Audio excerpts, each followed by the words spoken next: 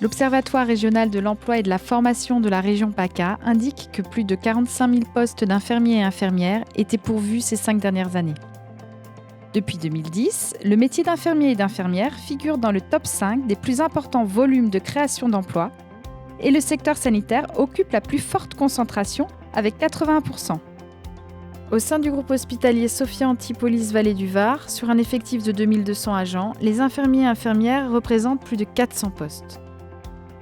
Chaque année, nous recrutons environ une quarantaine d'entre eux. Ce métier peut s'exercer soit en milieu sanitaire au sein d'un service de soins à l'exemple du SIAD, service de soins infirmiers à domicile, rattaché au pôle santé Valoris-Golfe-Juan, qui fait intervenir les infirmières chez les seniors qui sont en perte d'autonomie à la demande d'un médecin. Le but du SIAD, c'est surtout de maintenir la personne âgée le plus longtemps possible au domicile. Chaque matin, quand j'arrive, je lis mes transmissions et après je prépare mon petit matériel. Donc j'ai une mallette avec tout ce qui est nécessaire pour faire un pansement, pour faire des injections, pour poser des perfusions. Ce métier peut s'exercer également dans le médico-social, au sein d'un EHPAD par exemple. Infirmier-infirmière, c'est un métier qui peut être technique, qui demande savoir-faire, rigueur et précision. Les patients qui sont hospitalisés dans les services de cardiologie B et de cardiologie A, ils sont scopés 24 heures sur 24 et en fait leur rythme cardiaque avec leur tracé, il est sur cet écran et donc s'il se passe quoi que ce soit, nous on a une alarme, ça sonne. Ensuite nous on note tout dedans. Tous les événements, on retrace heure par heure ce qui se passe. On peut être amené à poser des perfusions en périphérique. On a aussi les surveillances des terres bandes, c'est les patients qui font des coronarographies. Le médecin en fait il passe par une artère au niveau radial et donc ensuite il revient avec un petit système de compression, c'est un bracelet et nous on doit dégonfler toutes les heures. Et puis il y a la prise en charge des patients qu'il faut écouter, réconforter. L'infirmier et l'infirmière est l'acteur majeur dans la prise en charge du patient et elle est orchestrée de manière rigoureuse avec sécurité et efficacité. En parallèle des soins aux patients, il faut accueillir leur famille, lui communiquer des informations importantes, préparer les interventions chirurgicales, les soins et les examens.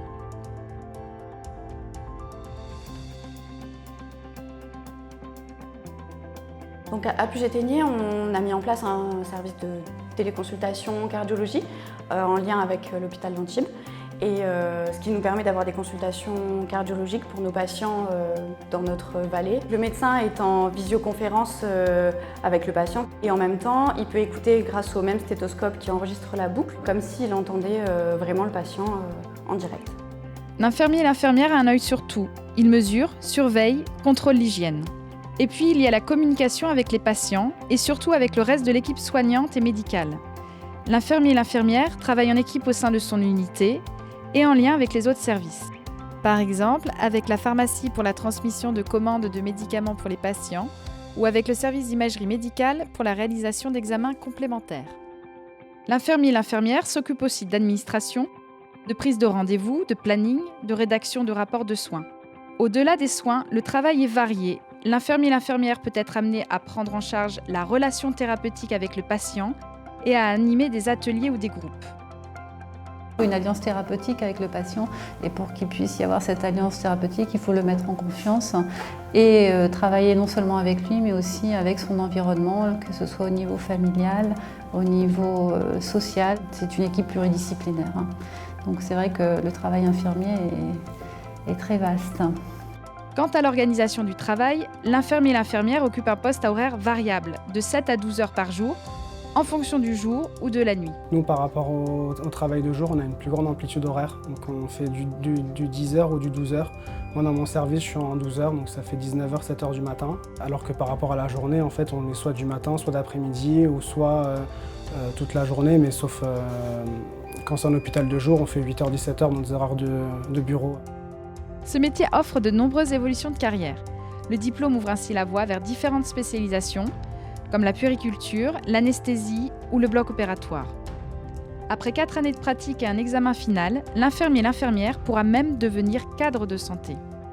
Je suis rentrée donc au centre hospitalier d'Antibes en 2002. Ensuite, passé le concours pour aller à l'école d'infirmière. À la sortie du diplôme infirmier, j'ai réintégré le centre hospitalier d'Antibes dans l'unité de réanimation polyvalente dans lequel j'ai exercé durant 5 années. J'ai pu acquérir différentes compétences, surtout que j'avais en vue un projet de cadre de santé.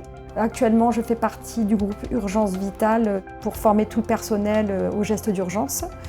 Et je donne aussi, grâce à ce diplôme infirmier et à ce poste de faisant fonction, je donne des cours à l'école d'aide-soignante.